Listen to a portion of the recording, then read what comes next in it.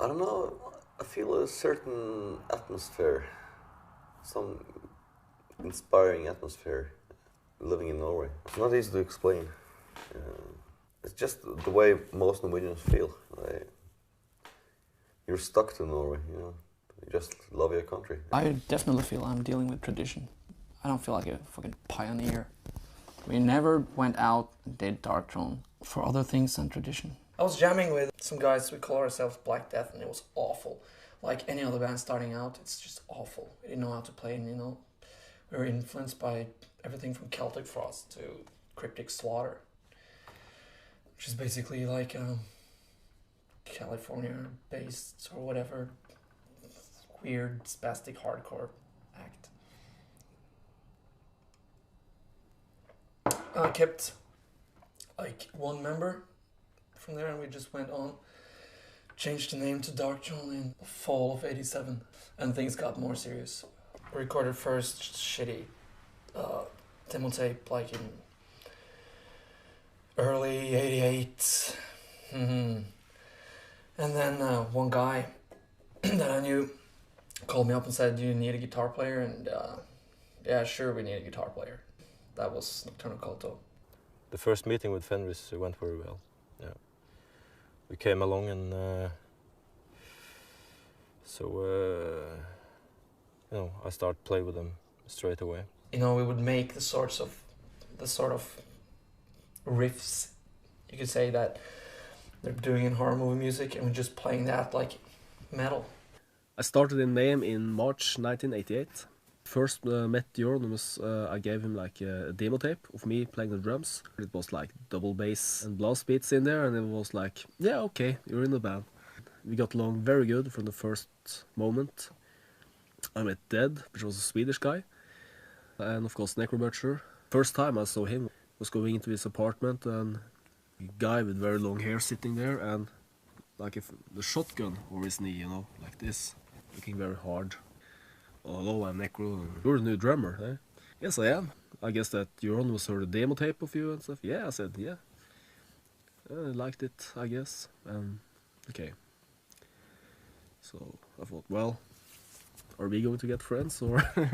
The first years, with me, Euronymous and Necrobutcher was like, I really felt that, okay, this is the band I want to be with, because we really had something special going on. In 1989, I got in touch with these guys who played more extreme heavy metal, not this Iron Maiden type of guys, but and they played more seriously. They had bands, and they corresponded with other musicians in something they call the death metal underground. It's like an international network of youth playing heavy metal, extreme heavy metal music. And basically, the reason they had this underground was because the system didn't tolerate this music, or it wasn't commercial enough, so they weren't interested. So they had to do it themselves. They just photocopied magazines and sold them to their friends and people they corresponded with. So that was my first contact with the more serious, so to speak, heavy metal underground. Anyway, I joined a band called Old Funeral. After a while, I found out that we didn't have the same musical taste, and also the culture they were in, were very alien to me. There was like they embraced more of the things that I didn't like hamburger culture and stuff like that. I started out playing punk and early rock and roll and stuff like that, and then we started to play some metal and Sodom death metal stuff. Then I got my first Venom video, my first Battery album, and that was it. I wanted to start doing stuff that I do now. That was my destiny, The guy from Immortal, Harald, and me, we decided, okay, we go to Oslo and meet these guys we're corresponding with. He had met them before. We got into contact with Gylve from Darkthrone, Åsat and Mayhem. We talked about music in general and agreed that the whole music scene as well had been corrupted by America again because of the Tampa production, so-called. All the bands started to sound the same. all these bands call themselves death metal, and there was nothing grim about it. There was just these guys playing in their sneakers and shorts and banging their heads and playing brutal, cool music, but so fucking what, And this is probably the time of the birth of so-called black metal. And black metal initially was meant as a rebellion against death metal. Close to everybody agreed on that point, that, Norway for Norwegians. And that was a big point, actually, because this rebellion against the Tampa, Florida sound was also a Norwegian rebellion against the world. It's Norway against the rest. So that explains why there were no other so-called black metal bands in the world at the time, except in Norway. We said, fuck it. We're gonna play primitive black metal. This is what we listen to, this is what we're feeling right now. And we were one of the first in the 90s doing that. We played black metal the way we wanted it to be. I mean, Venom was like... I wanted to be like the fastest, dirtiest man in the world, and sing about things that repelled people like Satan and murder and stuff like that, I mean, they really didn't take it too seriously, like we did. Yeah. There's been a lot of criticism that we misinterpreted Venom, for instance, or Celtic Frost. But, we knew that this is our interpretation. We're taking it further. These people were playing a game and that these people were making an illusion, but I think they played a game that we all could enjoy and like to participate. Every death metal album, every thrash metal album basically had painted cover, cover art. And people hadn't seen photos. Well, Underground knew that Mayhem used corpse paint shit, but people in general looking through the vinyls and CD racks, they were just like, what the hell is this? A blast from the past? This is cold. I mean, it was not like that, well, guys, now let's put on some corpse paint and get some photos.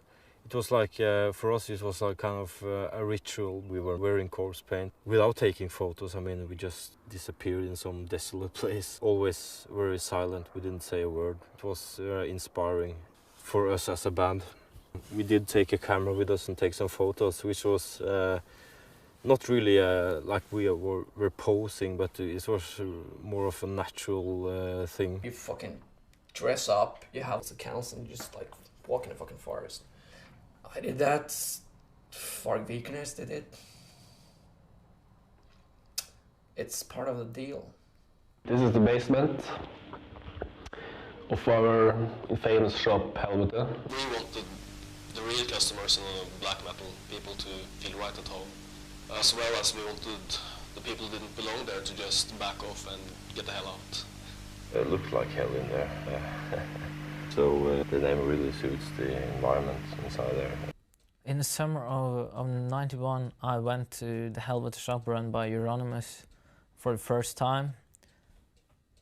And that was like a kick in the back. It was very dark inside the shop. And there were upside down crosses. People wearing bizarre outfits with, dark clothes, a lot of spikes. Makeup and that kind of stuff. I used black clothes myself, but they had taken it a bit further then. And the atmosphere I felt there and then was that kind of atmosphere that I had wanted to feel in a place all my life. Like, this was the place of my dreams. I guess I was more excited than the other guys in Darkthrone. I like to hang out there and sit and drink and talk, discuss things and talk shit, shoot the fucking breeze. Euronymous and Mayhem and all that stuff going on in the early 90s was very influential. And I think that Euronymous as a character was extremely angry and upset.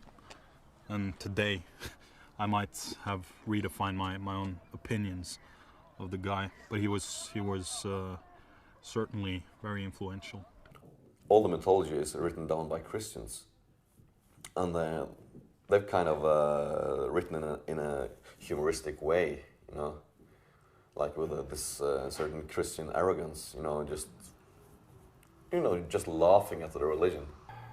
It's no borders anymore, to any country. So everybody's influenced by something, But even I'm influenced by several foreign things, But as go for Norway, it's like nothing can really compare to it for me. Talking about this, you're just entering a minefield. You don't know. And what you say is gonna blow up. I mean, let's face it, national romance sounds like national socialism, and then you're fucked.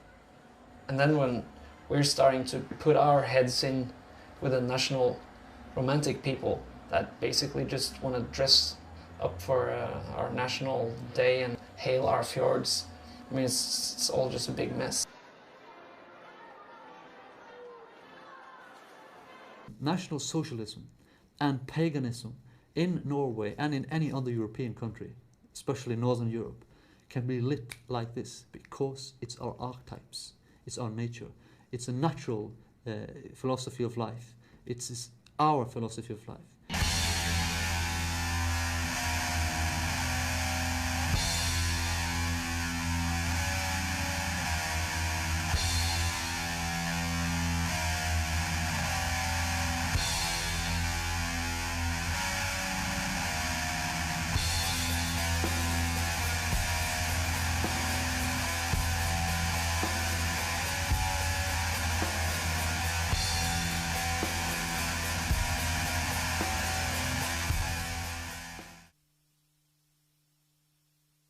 A state church is a church built by the architecture of the early Middle Ages, and it's called a stave church because the church is built on 4 different poles that we call staves. It has a very peculiar look. It's the roof is like snake skin, and there are dragons, like on a dragon ship, Viking ship. Sure, they say they have historical value, religious value and all this, but what they fail to remember is the fact that if you take, for instance, Fantov Stave Church, the church was built in another county in Norway, and they moved the church, I think, in the 19th century to this spot. Originally, the place was an old pagan holy site. It was, top of a mountain or a hill, but a hill, where our forefathers used to celebrate the sun and the life-giving nature of the sun. The area has a natural circle in the ground and a hog that is a pagan temple. It's really basically just a pile of rocks symbolizing the breast of Mother Earth.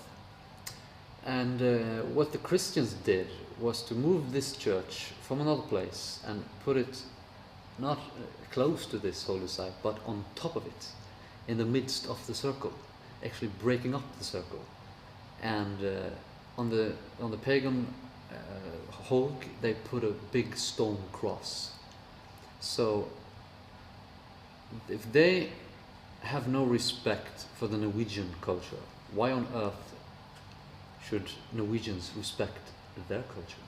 The media managed to portray anyone who would have long hair and black hair and a leather jacket to be a part of this criminal scene. My 16th birthday, me and Grutle was celebrating. We were at some kind of pub. I sneaked my way in there. I was obviously not old enough.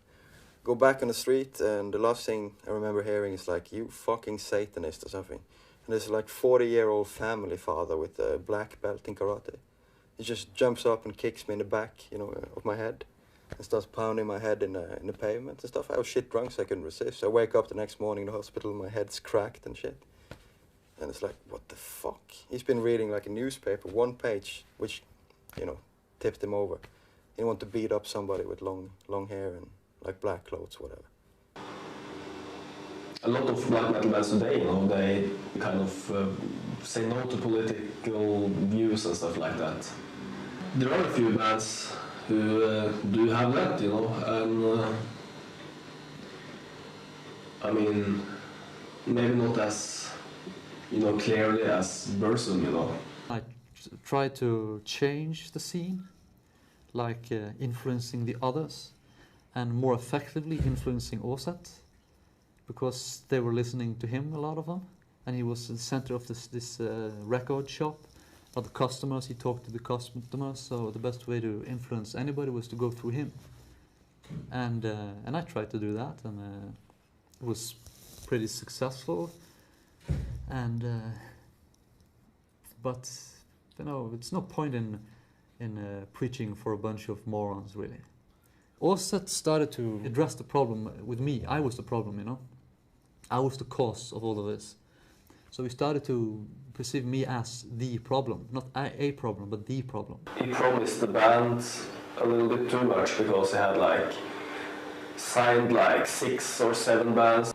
Several people started to dislike him because he gave them the impression that he almost as if he was organizing all of it. That is what he wanted it to look like. He started to talk about this black metal mafia, this mob, and he wanted to look as if he was some godfather of some organization, and he told that in interviews. And for a while we got along with it for fun, but of course to him it was dead serious in the sense that he wanted to be like that, you know. He wanted to be a mob sort of organization, but of course the others didn't. So, and of course then everything falls apart. He can't be a mob all by himself, can he? You know? How many records actually came out on Death Like Science? 2 or 3, I don't know. We were very disappointed in Åset because he had these great plans and he never put any of them. He never did anything. He just spoke. We expected a lot from Mayhem. We was promised a lot too. Things really didn't happen at all, you know. I also disclosed him as a parasite economically. He was like using others economically, and he didn't pay his bills and all this stuff like that. The artist actually started to ask about where's the money, where's the royalty?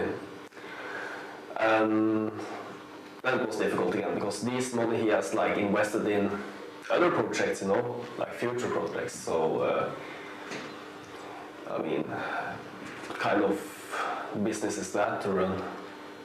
It doesn't work that way. All of this added up to a confrontation because I was like the reason everything, all of this happened, or so he believed, of course, rightfully, but anyway.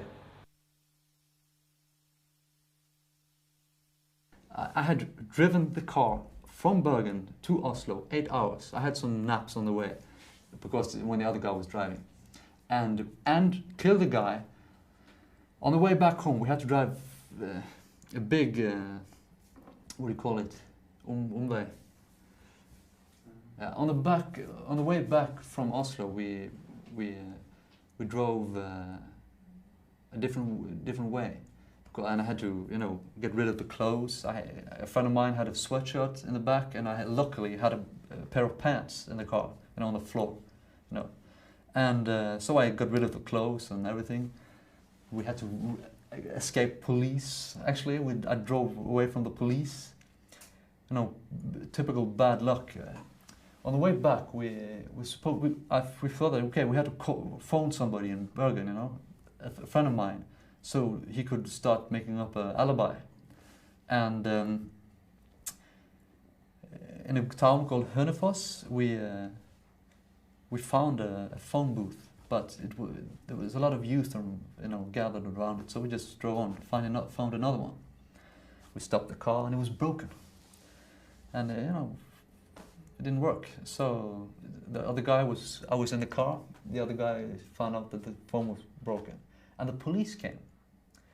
I know, and he was very suspicious. You know, in retrospective, I believe that probably this gang of youth had, you know, ruined the telephone. You know, they kicked it and broken the glass and everything. And they had moved on to the next phone booth. And of course the policeman thought that we were the ones, you know. It was typical bad luck. You just killed a guy and the police think you're ruining phone booths. You know? So he turned around and started to follow us. And luckily I had been in the town a couple of times before, so I knew that by the train station you could turn right and just, you know, drive to the main road. And we were driving faster and faster and the police just followed us. And when I came to the train station, I just, you know, drove like a maniac to get away. You know, and we got away. He didn't, you know, we never saw him again. When I arrived back home, first I had to go to visit my friend to create an alibi. I also had to go to the printers because I had an appointment there in the morning the next day. Of course, I forgot about it the day before, but... And then, finally, I could, you know, return home and go to sleep. And half an hour later, a journalist came at my door. I opened the door, and of course I was, you know, rather tired. I said, no, I'm not going to talk to you about this right now. You know, and I closed the door. And the next day, they had a big headline. You know, Varg Vikernes is grieving. You know, I was as if I was grieving the death of my good friend. You know, I was like, what? And of course, this just shows how ridiculous the media is. You know, I killed the guy, and they just make big headlines that I was grieving because he was dead, my good friend. So it was, and of course, the next week, I was his big enemy. You know. I first found out my Euron was dead by actually calling his mother.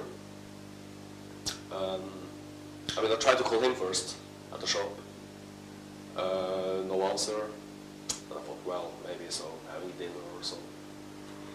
So I called his mother, and she was like, oh, her voice was like weird. Said, "Where is Euronymous?" And she was like, "No, he was killed this night." And I was like, "What?" Yeah, priest came to tell her, blah blah blah. And back then, I didn't know anything about Blackthorn and Varg doing that. After I killed Ozet, the drummer of Mayhem phones me and says, you know that Ozet is dead? I said, yes. You know. And he said, like, good riddance, you know. He was just happy because of this conflict. There's no reason to cry, is it, you know? I mean, well, he was a good friend of mine. He was in the band, in Mayhem.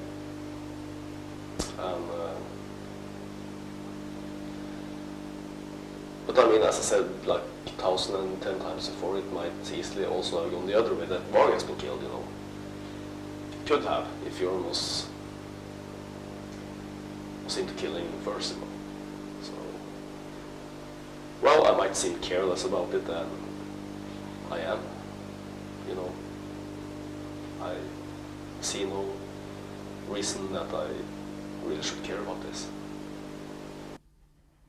We did not think it was Count Grishnak, so we were looking out. We were watching our backs. At the time we had like some kind of verbal war kind of thing with the Finnish and Swedish, you know, black metal guys. So I thought it was maybe some of them. So of course I started, you know, acquiring guns and knives. But of course there was no attack. I got this letter, I think it was from Sweden or something, with some pretty heavy threats of Euronymous. It was like Euronymous from that year till this year, and then just like rip. And that was posted before the murder, but it just reached me like the day before, or the day after. So I think like this is some people on the fucking killing spree, or some guy on the fucking killing spree, or some person on the fucking killing spree here. So when Euronymous was decked, I was like, Jesus fucking Christ. I'm up next. Or even Varg could be up next. I had my own label at the time, because I didn't want anything to do with them, so I just, started my own label. Why should I want anything to do with Death Like Silence production when I didn't want anything to do with the people? So I started my own label, and the albums were done, at the time. So I went to Oslo to pick them up, and while in Oslo, why not, visit Gylve of Darkthrone? And maybe I wanted to give him a CD and all this, So, and I had a friend accompanying me, one of the guys I plotted with after the killing to get an alibi. So he was all shaky and nervous. And when we got to Gylve's place, we talked, and he probably understood what had happened. He's not, unlike most of the others, he's not dumb. He had this paranoia and was convinced that perhaps I was going to kill him as well.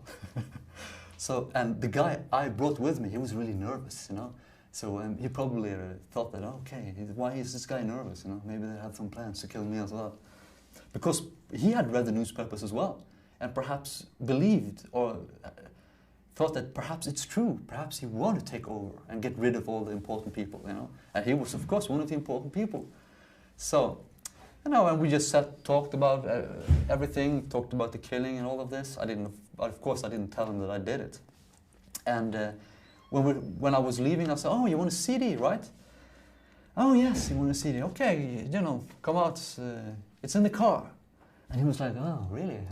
So, when we were leaving his apartment, he brought a big axe. And he said, "Well, you never know." So he brought this huge two-handed fire axe to get a CD in the car, because he was really paranoid and confused. I never really expected Varg, because I fucking told him I had this letter, and I was thinking of giving that letter to the police, okay?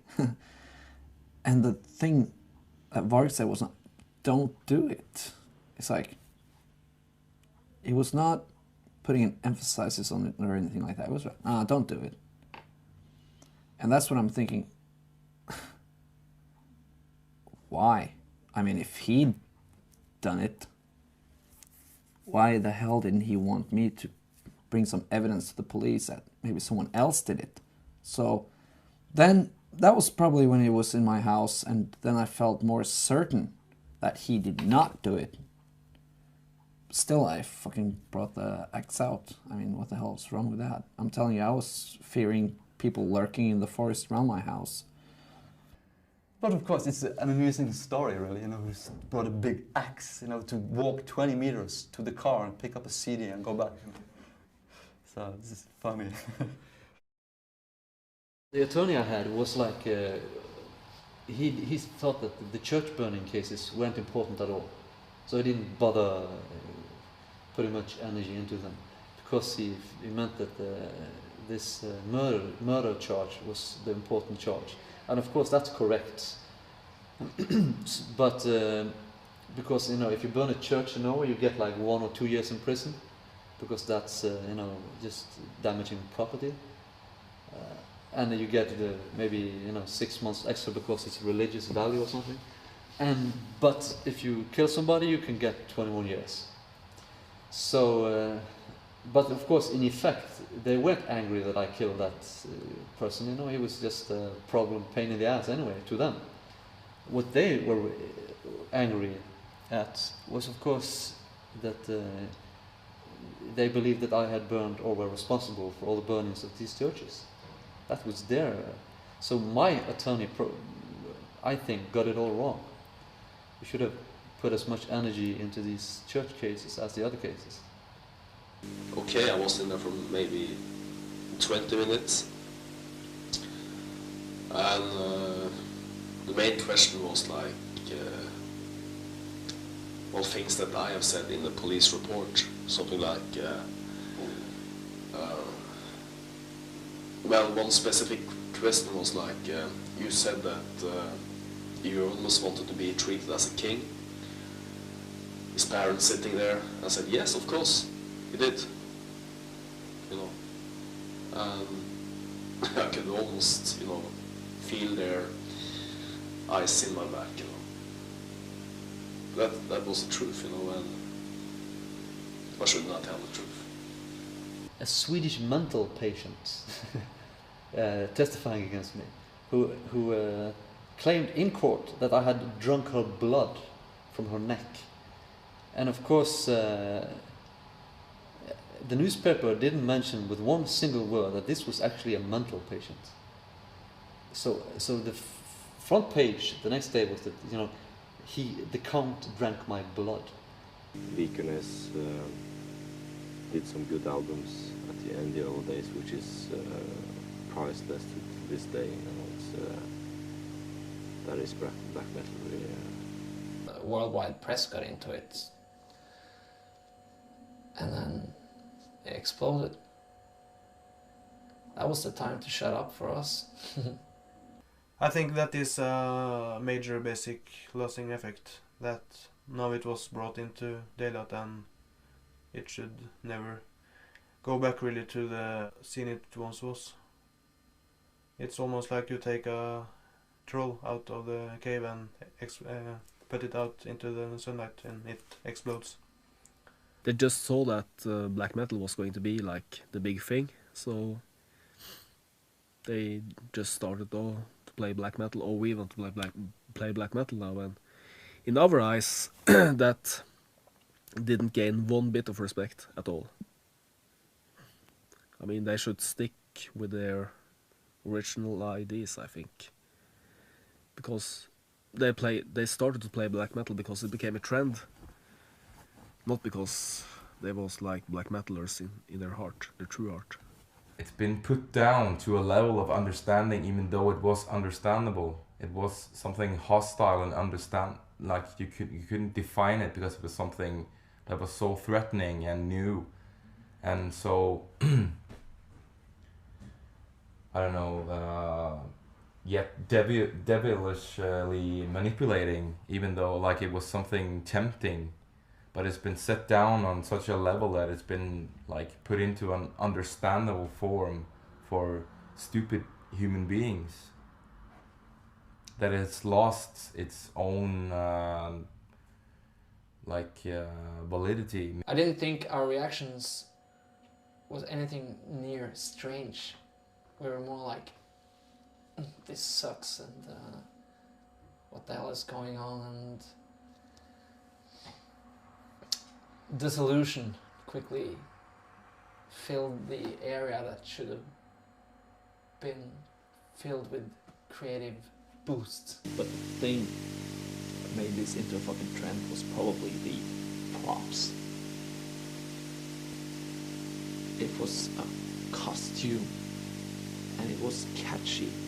I mean, when death metal turned ugly, I mean, Sepultura or bands were starting to wear shorts and sneakers, and we play brutal death metal, but we look like surfers, you know? That's when we were putting our fucking foot down, like, we will have none of this. But in the end, it seems like we created a bigger trend, and I'm kicking myself for it. And the really bad thing that happened was black metal for us. Like, thrash metal was aggression, brutality. Death metal was more like twisted, insane. But black metal took a lot of that, but added atmosphere. And that was when what went wrong was a lot of bands starting out, maybe like 94, taking this thing further, was people just focusing on the atmosphere. And it added to the atmosphere, but when they focused on the atmosphere, they took the atmosphere away, because the thing that was dynamite with black metal was aggression, heritage from the 80s and atmosphere, but these bands just took the atmosphere and then added to it, like synthesizers, female vocals, triggered bass drums, beautiful production, solos, whatnot, you know. And then it's just a parody of itself. And then all the kids, they love it. A lot of bands are very clean and playing nice music, being nice to the media, just sucking asses all over. So it's much more accepted today. It is. So, but that's the time we're living in now. You know, I think it was more magic to the whole thing. You know,